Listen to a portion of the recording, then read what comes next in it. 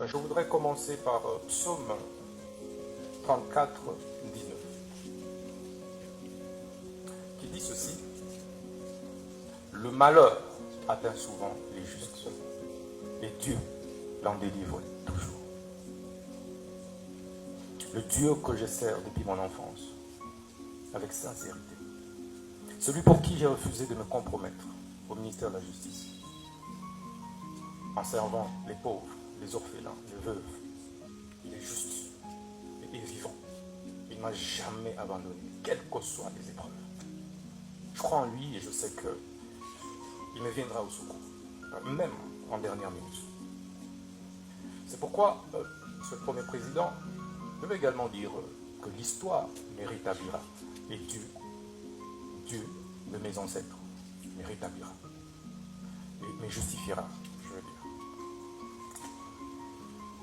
J'ai dû démissionner de mes fonctions de ministre d'État, ministre de la Justice et Garde-Sceaux après avoir rendu des loyaux services à la République, pris autant de risques pour ce pays.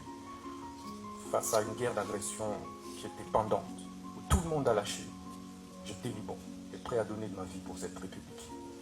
Mais aujourd'hui, cette justice que j'ai servie avec tant d'amour m'a tout arraché, mon honneur, ma crédibilité, ma dignité, mon directeur de cabinet. Mais il y a un adage, un dicton russe qui dit que ceux dont le destin est défini pendu ne se voient pas. Monsieur le Président, ce procès de ma vie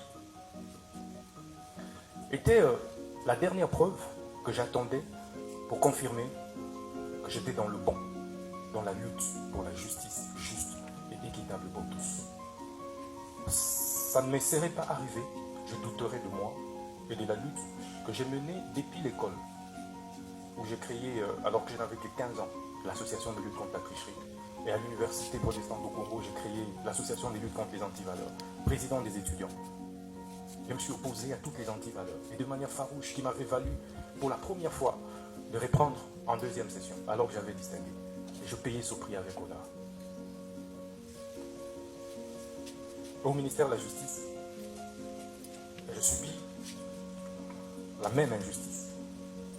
Alors que je voulais faire mon travail correctement, redresser les choses, pour le bien de tous, le bien du pays et des générations futures. C'est pourquoi ce procès est historique. Historique, Monsieur le Premier Président, parce que il me rappelle autant d'autres procès historiques, notamment celui de Patrice Emery Lumumba, dont je suis la réincarnation. En 1956, pratiquement au même âge, il avait été condamné à 1 an d'emprisonnement pour détournement des deniers publics. Mais quelques années plus tard, il sera notre héros national. Ça me fait également penser au procès de Fidel Castro, un de mes idoles, vers les années 51, où il prononça le discours les plus historiques, l'histoire m'acquittera.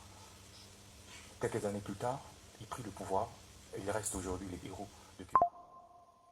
Ça me fait également penser au procès de Lula da Silva, et ça c'est le plus récent. Ancien président brésilien, mais jugé, condamné pour corruption. Et ça, c'est en 2017. Au sortir de la prison, il a été président de la République jusqu'à aujourd'hui. Ce procès me fait penser au procès d'Étienne Tshisekedi Lumumba et de ses compagnons de lutte vers les années 80, parce qu'il luttait pour le changement. Il a été condamné, mais aujourd'hui, il reste une référence, un modèle, et son fils est président de la République démocratique du Congo.